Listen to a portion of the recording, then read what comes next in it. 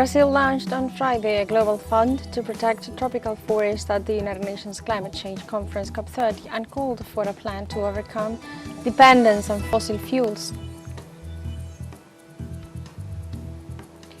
The Bolivarian government confirmed that Venezuela is a country free of drugs and illegal crops and that it is fulfilling its international commitments in the fight against drug trafficking. And Israeli occupation troops arrest about 8 Palestinians in the territory of the occupied West Bank. Hello and welcome to From the South. I'm Alejandra Garcia from teleSUR studios in Havana, Cuba. We begin with the news.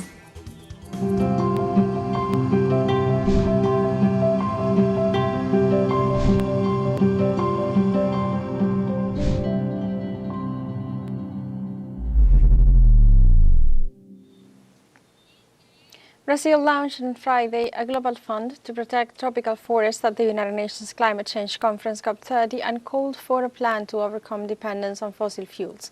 The Brazilian president said that the fund is aimed at preserving more than 1 billion hectares of forest with an investment of up to $125 million. Da Silva described the initiative as unprecedented, stressed that forests are worth more standing than filled, and that the countries of the Global South will be the protagonist.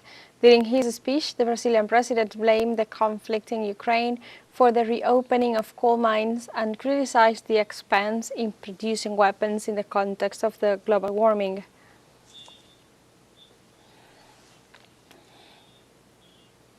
In this sense, the president of Brazil, Luis Inácio Lula da Silva, spoke about the mechanisms necessary for a process of energy transition in developing countries.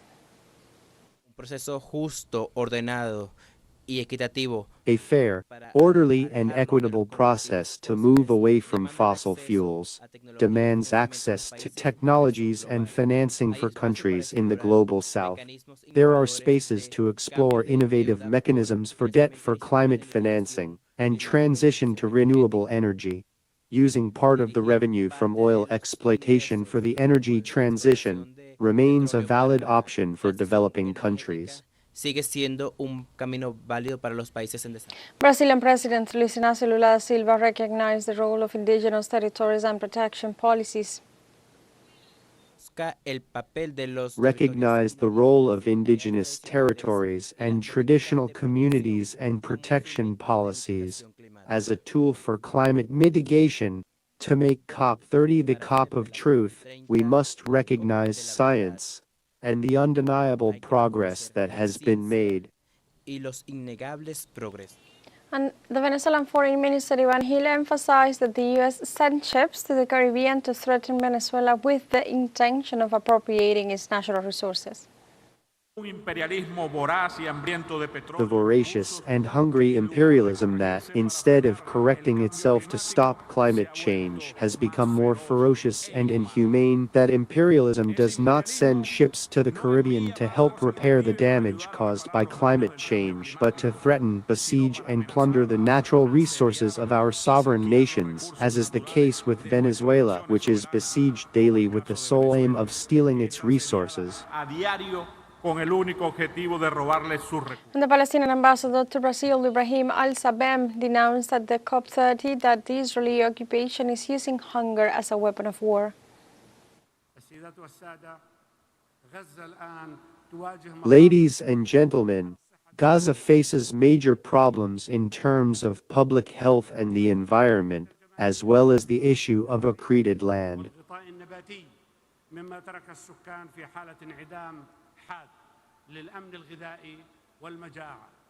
and has also suffered from a food crisis where famine was used as a weapon.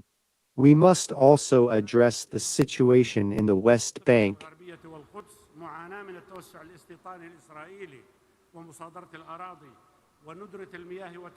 where Israel is pursuing a policy of appropriating land and building more settlements, as well as threatening water sources.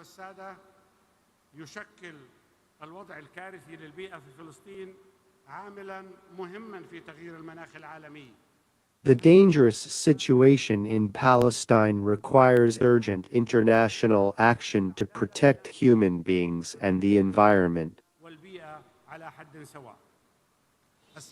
Also, UNICEF Executive Director Catherine Russell warned about the extreme risk faced by children as a result of climate change around the world. 1 out of 5 children experiment at least twice the difficulties in the face of heat waves. The climate facts are also rising on what needs to be done, which also makes us face the challenges. We must protect the children, we must act urgently. And in Brazil, the Director General of the World Health Organization said that Adhanom Ghebreyesus emphasized that the climate issue must necessarily be linked to the health of the people. A sick planet means sick people. The climate crisis is a health crisis, not in the future, but now. It is already spreading diseases, worsening malnutrition, displacing communities, and claiming the lives with floods, fires, pollution, and also health is the strongest argument for climate action. It is much easier to convince the people of the need of protecting their own health or that of their children than to protect the ecosystems. Both are important, but one hits closer to home.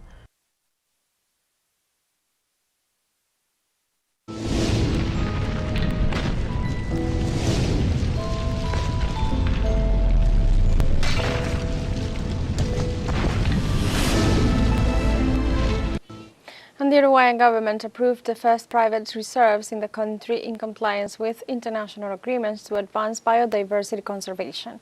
The Ministry of the Environment approved 3 private reserves in the departments of Artigas, Cerro Largo and Maldonado, totaling 3,505 hectares.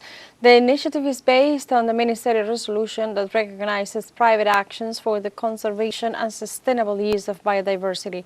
It also strengthens safeguarding tools such as the National System of Protected Natural Areas. With the declaration of private reserves, Uruguay seeks to meet its biodiversity conservation objectives through networks of connected conservation areas and representatives of priority ecosystems in pursuit of Goal 3 of the coming Montreal Global Biodiversity Framework.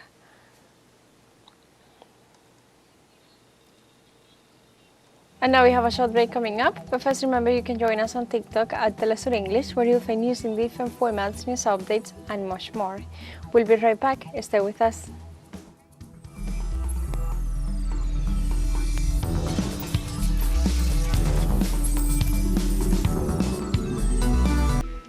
Welcome back to From the South. In Brazil, Judge Alexandre de Moraes voted against the appeals of former President Jair Bolsonaro and in favor of upholding his conviction for attempted coup d'etat.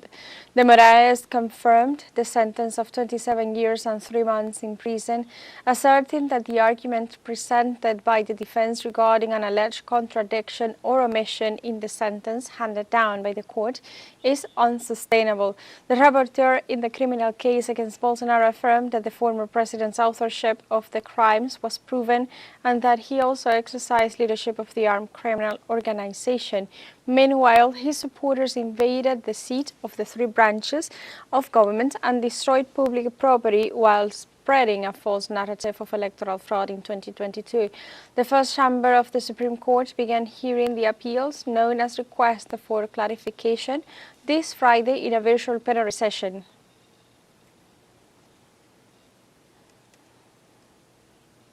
The Bolivarian government confirmed that Venezuela is a country free of drugs and illegal crops and that it is fulfilling its international commitments in the fight against drug trafficking. The Minister of the Interior, Justice and Peace, Gustavo Cabello, questioned Washington's narrative that Caracas has failed in the fight against drugs. Cabello responded once again to the U.S. administration by saying that Venezuela has demonstrated in every way possible its full-on fight against this scourge. In this regard, he reported on Friday the seizure of more than 1,200 kilos of so-called super marijuana in the western region. Diosdado Cabello made it clear that if Washington wanted to undertake a real fight against drug trafficking, it should look at its own country, asserting that it is home to the world's largest drug consumers and the biggest drug traffickers.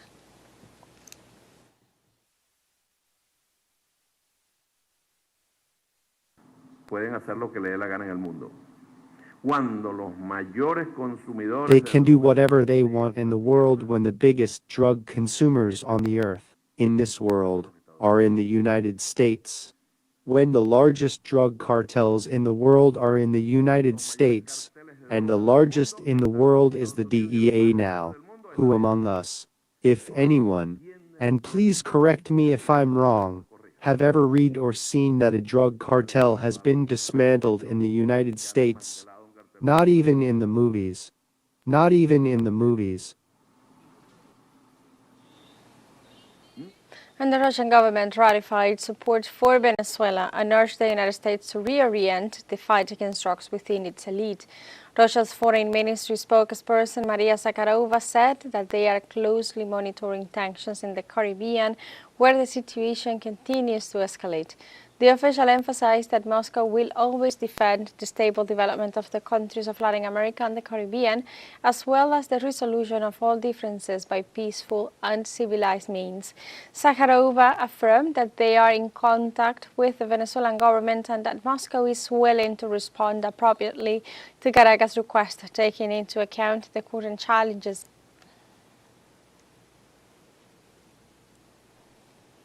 And in Venezuela, the Assembly of Street Leaders was held in Caracas with the aim of discussing activities for community development. On Friday, the mayor of Caracas, Carmen Melendez, led a meeting of community leaders at the Ali Primera Acoustic Shell, located in the recreation park in the capital city. Melendez highlighted the work of the community leaders who are implementing the work program of the United Socialist Party of Venezuela, supported by President Nicolás Maduro. In this sense, he urged them to continue working with enthusiasm and joy.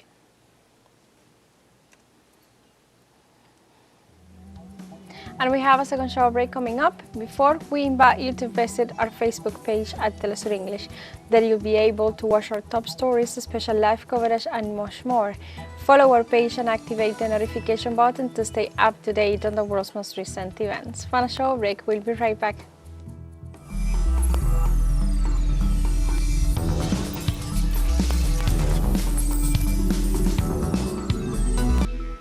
Welcome back to From the South.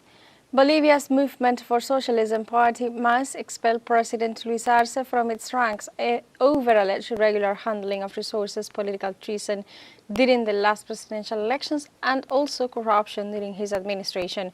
The announcement was made by MAS President Grover Garcia, who said the decision was taken after several attempts by the party to get Arce to regularize the financial contributions owed to the organization. Garcia added that the measure responds to a breakdown in internal unity during the election campaign and to accusations of corruption made by various public sector bodies.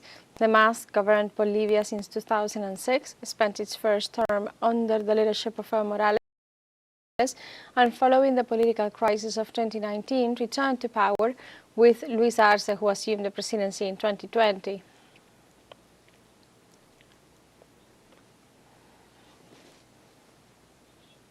The Mexican government rejected on Friday the Peruvian Congress decision to declare President Claudia Sheinbaum persona non grata after Mexico granted political asylum to Peru's former president of the Council of Ministers, Betsy Chavez. Peru's decision comes after Mexico granted political asylum to Peru's former president of the Council of Ministers, Betsy Chavez. The Mexican Foreign Ministry said in a statement that Mexico has not intervened in the internal affairs of Peru. On the contrary, it has remained faithful to its principles, to its foreign policy guidelines, and to its solid diplomatic tradition. The Mexican government recalled that the United Nations General Assembly declared political asylum to be a peaceful and humanitarian act that cannot be considered unfriendly by any other state. And we stay on Mexico. French President Emmanuel Macron arrived in Mexico to hold a meeting with his counterpart Claudia Sheinbaum and the country's business sector. The French president was welcomed by the Mexican Foreign Minister Juan Ramón de la Fuente in the early hours of the morning, local time. Authorities say Macron's visit will strengthen the multidimensional nature of the strategic partnership, as well as commemorate the 200th anniversary of bilateral relations. President Claudia Sheinbaum confirmed that one of the topics to be discussed with our French counterpart is the strengthening of scientific cooperation.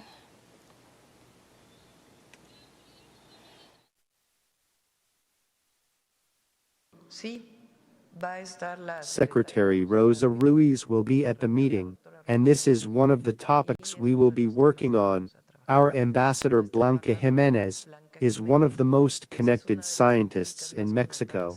She has won every award there is in our country.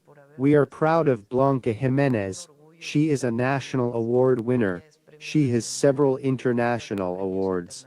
She was also my teacher when she was very young. She was a professor at the Faculty of Engineering. She is one of the people in the world who knows the most about water.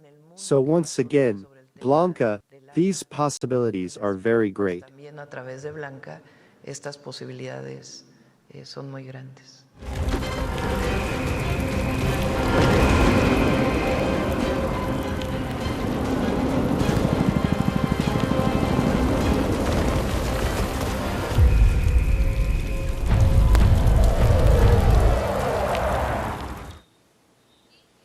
Let's talk about Palestine. Israeli occupation troops arrest about 8 Palestinians in the territory of the occupied West Bank.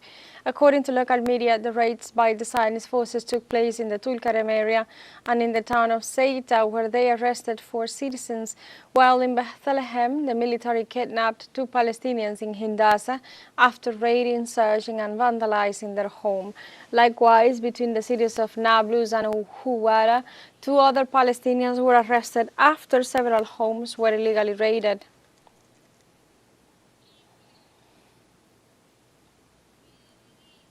In other topics, the United Nations Human Rights Council announces an emergency session to address the situation in Fasher, a city in Sudan taken by the Rapid Support Forces after weeks of siege. According to the Human Rights Office, reports of mass killings, displacements, and the destruction of homes prompted the request for an urgent response from the international body. The meeting, scheduled for November 14th, has the support of more than 50 countries, including Ireland, Germany, the Netherlands, and Norway, exceeding the required third of members with voting rights. Meanwhile, the Rapid Support Forces announced a temporary ceasefire for humanitarian reasons.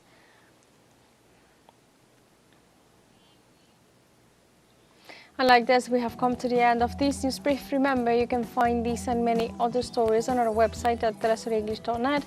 Also, join us on social media. We are on Facebook, X, Instagram, Telegram, and TikTok as well.